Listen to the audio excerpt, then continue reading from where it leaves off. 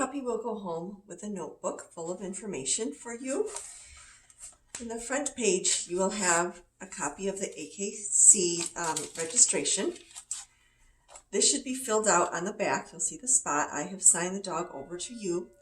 You need to sign, and with a fee, send it back to the AKC to get the dog registered in your name. Next, you will see that your puppy has passed the AKC Canine Good Citizenship Test and earned themselves a nice blue ribbon. If you would like to have a certificate of that, send this in also to the AKC.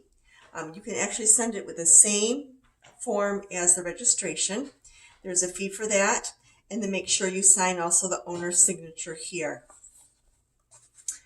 Next, there is a veterinary record. They have their rabies, they have their vaccination, and all their worming is up to date. And then there's a page of when their puppy assessment was done. A copy of this should go to your veterinarian. They should not need any more vaccinations until next year. However, they will need heartworm and they will need flea and tick medication. Then there is a form with the registration of microchip registration. Their number is up here, and if you get online, then you can register them into your name. Hopefully, puppy never will get lost, but if they do, then you have that taken care of. Finally, there is a copy of the contract that you have filled out. I ask that you bring a signed copy, signature at the bottom. Most of you emailed it to me. You should be able to find it in your email. Do a signature at the bottom and bring this with you on the pickup of the puppy. I have signed and dated it up in the corner myself, so you have that contract. And then also there's a guarantee with my signature at the end here. I would like you to also bring a signed guarantee that you have read it. I will be sending these via email to everyone. So that is all the things in the front of your notebook. And the rest of the notebook has lots of goodies in it, things you can refer to later after puppy pickup also.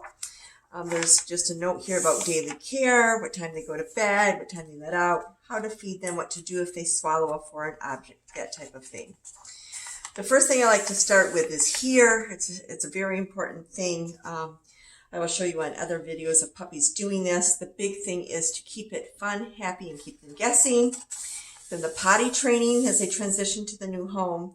The key here is not too much freedom. You will be continuing the boot camp feel when they get home. Puppy will either be on place or in the crate for the first 2 weeks. And then it describes how you incrementally add free time. You will, after 2 weeks, you will incrementally, after they've been outside to potty, add free time a half hour at a time. Then it's back onto place or into the crate, and there's details about that.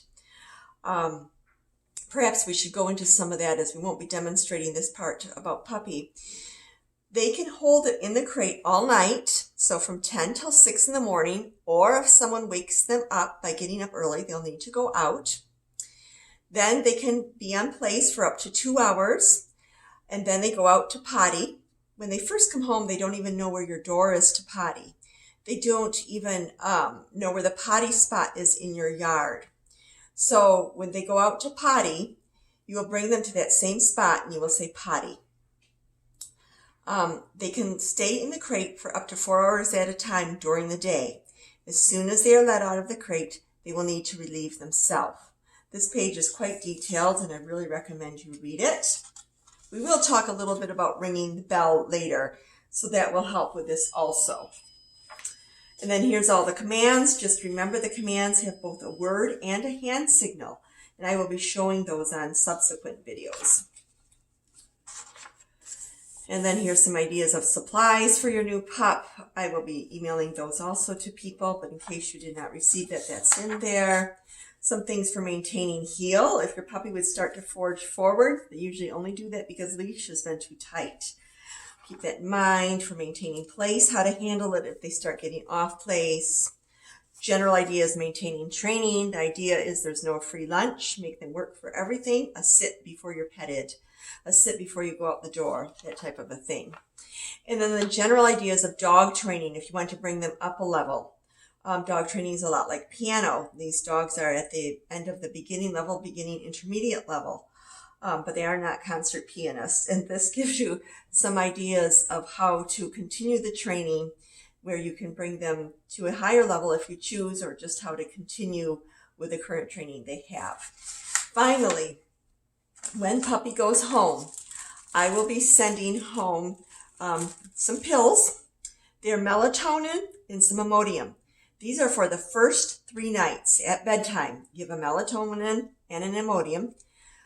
Humans, when we get stressed, often get headaches. Dogs, when they are stressed, will often get loose stool. It hits their intestinal system. They get cramping of the belly and that kind of a thing. So in order for them to sleep well and not have any of those issues, we give Imodium the first night and a 5 milligram melatonin. I also recommend they either sleep where a human is in the room or play music or the TV on softly near them. So that is the notebook.